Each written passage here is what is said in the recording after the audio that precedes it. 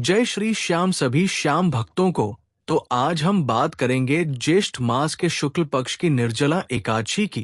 तो आज हम इस वीडियो में देखेंगे कि कैसे विधि पूर्वक निर्जला एकादशी व्रत करें, कैसे पुण्य की होगी प्राप्ति।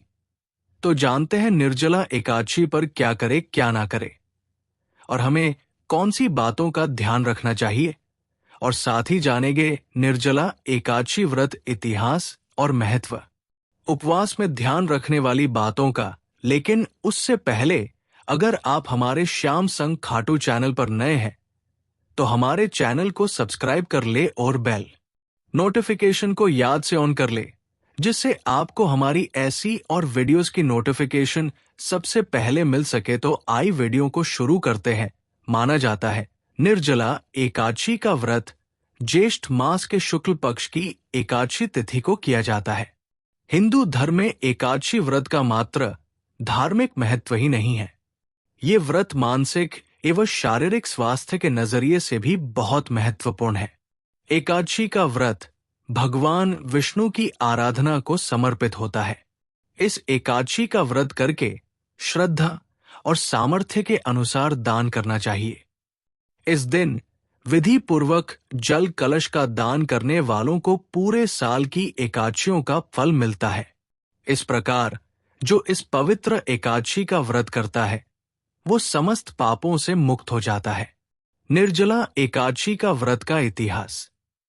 एक बार बहुभोजी भीमसेन ने व्यास जी के मुख से प्रत्येक एकादशी को निराहार रहने का नियम सुनकर विनम्र भाव से निवेदन किया कि महाराज, मुझसे कोई व्रत नहीं किया जाता। दिन भर बड़ी तीव्र क्षुधा बनी ही रहती है। अतः आप कोई ऐसा उपाय बतला दीजिए जिसके प्रभाव से स्वतः सद्गति हो जाए। तब व्यास जी ने कहा कि तुमसे वर्ष भर की संपूर्ण एकादशी नहीं हो सकती, तो केवल एक निर्जला कर लो। इसी से साल भर की एकादशी करने के समान फल हो जाएगा। तब भीम ने वैसा ही किया और स्वर्ग को गए।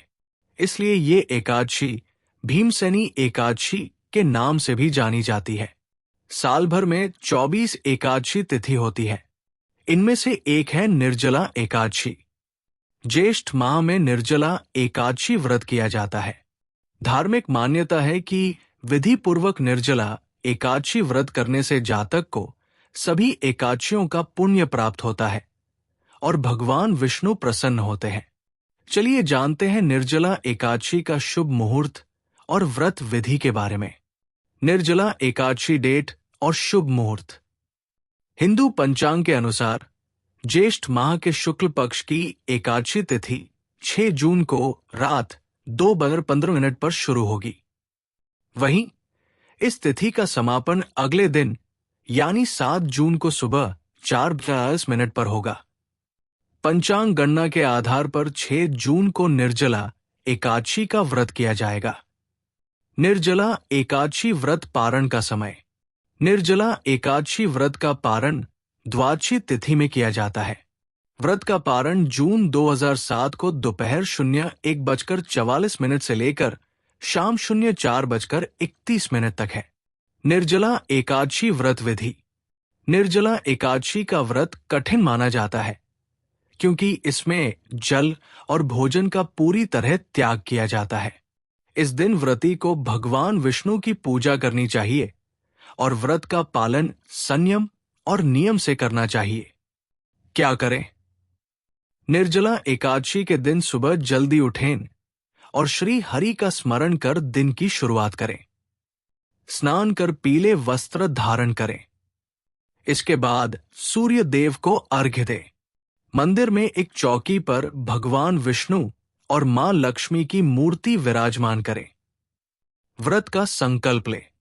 देश धी का दीपक जलाकर विधि पूर्वक भगवान विष्णु और मां लक्ष्मी की आरती करें।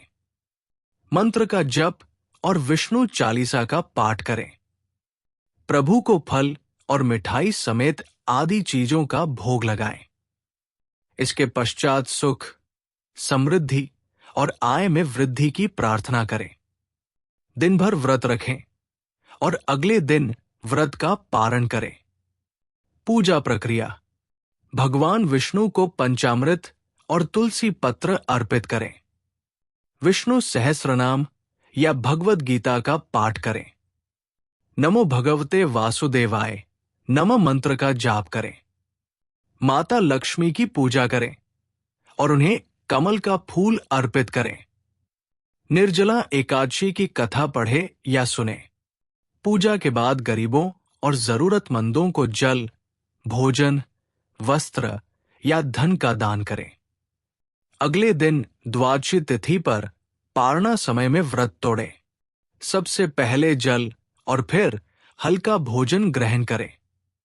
निर्जला एकादशी की पूजा विधि। व्रत से एक दिन पहले हल्का भोजन करें और खूब पानी पिए। जलयुक्त फल जैसे तरबूज और खीरा खाएं ताकि शरीर में जल की कमी न हो। व्रत के दिन ब्रह्मा मुहूर्त प्रातः 4 से 5 बजे में स्नान करें। भगवान विष्णु के समक्ष व्रत का संकल्प लें। संकल्प में कहें कि आप ये व्रत भगवान विष्णु और माता लक्ष्मी की कृपा के लिए रख रहे हैं। एक स्वच्छ स्थान पर भगवान विष्णु और माता लक्ष्मी की मूर्ति या चित्र स्थापित करें। पूजा के लिए चंदन, तुलसी पत्र, फूल, धूप, दीप, नैवेद्य, फल या मिठाई और पंचामृत, दूध, दही, घी, शहद, शक्कर का मिश्रण तैयार करें। व्रत के नियम और सावधानियां। क्या करें? पूर्ण उपवास रखें, जिसमें भोजन और जल दोनों का त्याग करें।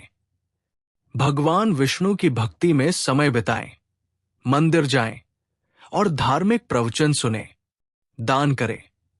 विशेषकर जल और शरबत का दान गर्मी के मौसम में अत्यंत पुण्यदायी है। सात्विक जीवन शैली अपनाएं और क्रोध, झूठ और नकारात्मक विचारों से दूर रहें। क्या न करें? अनाज, चावल या दाल का सेवन न करें। तामसिक भोजन, प्याज, लहसुन, मांस आदि से दूर रहें। दूसरों का अपमान या नकारात्मक व्यवहार न करें।